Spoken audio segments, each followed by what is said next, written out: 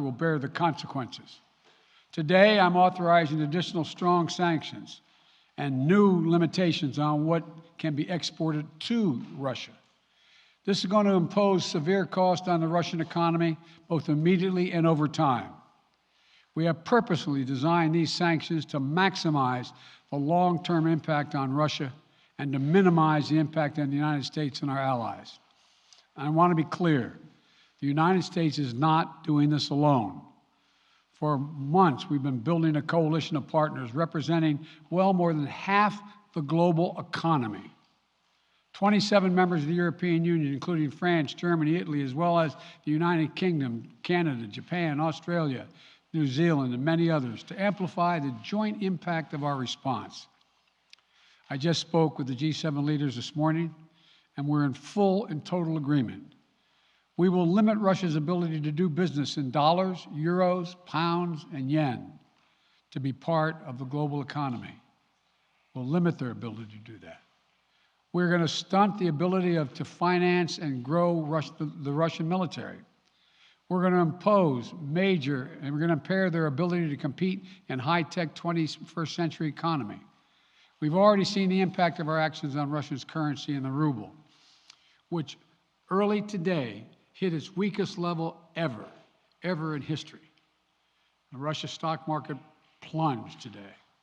The Russian government borrowing rate spiked by over 15%. In today's actions, we've now sanctioned Russian banks that together hold around $1 trillion in assets. We've cut off Russia's largest bank, a bank that holds more than 1/3 of Russia's banking assets by itself, cut it off from the U.S. financial system. And today, we're also blocking 4 more major banks.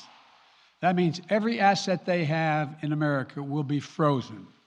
This includes VTB, the second largest bank in Russia, which has $250 billion in assets.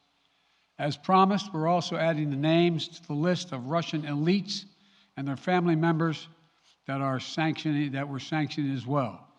As I said on Tuesday, these are people who personally gain from the Kremlin's policies, and they should share in the pain.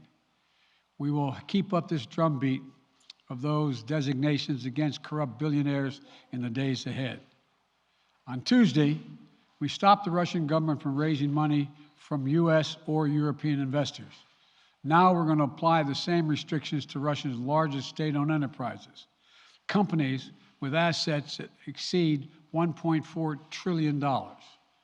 Some of the most powerful impacts of our actions will come over time as we squeeze Russia's access to finances and technology for strategic sectors of its economy and degrade its industrial capacity for years to come.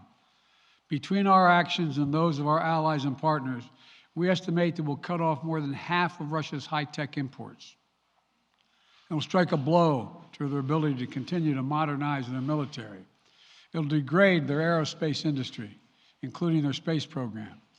It'll hurt their ability to build ships, reducing their ability to compete economically. And it will be a major hit to Putin's long-term strategic ambitions.